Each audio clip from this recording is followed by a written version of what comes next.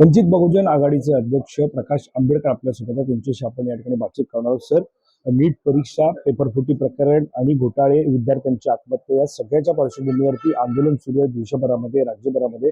आज महाराष्ट्र बंदची हाक तुम्ही दिलेली आहे, याची कितपत गरज आहे आणि सध्या विद्यार्थ्यांसोबत कशी हेळसांड होते सविस्तर? असे देशभरामध्ये वेगवेगळ्या ठिकाणी 5 मोठमोठी आंदोलनं चालली आहेत. एक झारखंडमध्ये चाललेलं आहे, एक गुजरातमध्ये चाललेलं आहे, एक मध्य प्रदेशमध्ये चाललेलं आहे आणि एक दिल्लीमध्ये चाललेलं आहे. याची माहिती माझ्या अंदाजानं मीडियाने सामान्य माणसापर्यंत पोहोचवली नाही. सोशल मीडिया आता त्याला उजागर करते अशी असणारी परिस्थिती आहे. दिल्लीचं जे आंदोलन चाललेलं आहे त्याला समर्थनाची गरज होती आणि महाराष्ट्रामधून ते आम्ही समर्थन देऊ शकतो आणि शासनाला प्रेशराईज करू शकतो म्हणून असणारा आजचा बंदचा कॉल आम्ही दिलेला आहे.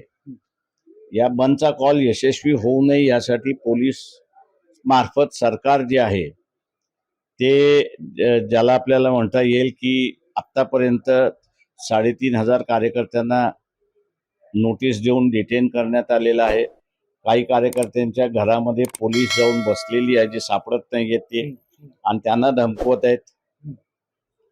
अशा अनेक रीतीने असणारं हे दडपशाही करण्याचा प्रयत्न आहे. पण आम्हाला जे दिसते ते म्हणजे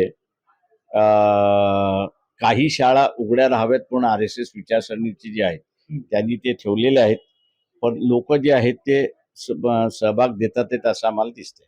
पण सर, ज्या प्रकारे तुम्ही आता उल्लेख केलात की कार्यकर्ते तुमचे त्यांना ताब्यात घेतलं जात आहे, एका बाजूला विद्यार्थी त्यांच्या पुढच्या भविष्यासाठी आवाज उठवत असताना अशा प्रकारे त्यांना ताब्यात घेतलं जाते, त्यांच्यावरती लाठीचार्ज केला जातो. ते मी आत्ता जे आहे ते पोलीस सर्टिफिकेट सर्व्हिससाठी जे लागतं किंवा इतर ठिकाणी जे लागतं ते रद्द करावं म्हणून या सगळ्या पॉलिटिकल पार्टी समोर प्रस्ताव ठेवणार आहे आणि तो विधानसभेमध्ये बसून तुम्ही मंजूर करून घ्या अशा रीतीची आम्ही त्यांना विनंती करणार आहोत. सर, पंतप्रधान नरेंद्र मोदींचं तुम्ही पाहिलं असेल की जे आरोपी आहेत, दोषी आहेत, त्यांच्यावरती कारवाई करणार असं सुद्धा त्यांनी करावी ना. एवढे दिवस कशाला लागले? लोक रस्त्यावरती उतरवण्याची गरज काय होती? तुम्हाला ऍडमिनिस्ट्रेशन करायला दिलंय तेव्हा तुम्ही ऍडमिनिस्ट्रेशन करा. जे दोषी आहेत त्यांना पकडा. तुम्ही जो आता उल्लेख केला की इतके दिवस का लागतात, तोच माझा पुढचा प्रश्न आहे की सोनम वांगचुक असतील, अभिजित दिपके असतील, त्यांच्यावर विद्यार्थी असतील, 20-20, 25-25 दिवस तिकडे असतात, आंदोलन करतात, मात्र धर्मेंद्र प्रधान केंद्रीय शिक्षण मंत्री त्यांचा राजीनामा होत नाही. त्याच्या मागची राजकीय कारण आहेत काय वाटतं? ते राजकीय कारण नाहीत, याच्यामध्ये विचारसरणीची कारण आहेत हे लक्षात घ्या. RSS BJP यांचं असं म्हणणं आहे की आम्ही जी म्हणू ती पूर्व दिशा, तुम्हाला बोलण्याचा अधिकार नाही, तुमचा ऐकण्याचाही आम्हाला अधिकार नाही, आम्ही जे सांगू ते करा. ते जर तुम्ही करणार नसाल तर आम्ही पूर्णपणे तुमचं दमन केल्याशिवाय राहणार नाही.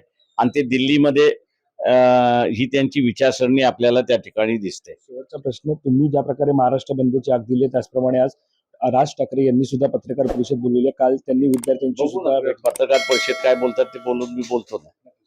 आपण पाहतो या ठिकाणी महाराष्ट्र बंदची हाक प्रकाश आंबेडकर यांनी दिली आणि त्याला पाठिंबा हा देश आणि राज्यभरातून मिळताना आपल्याला पाहायला मिळतो.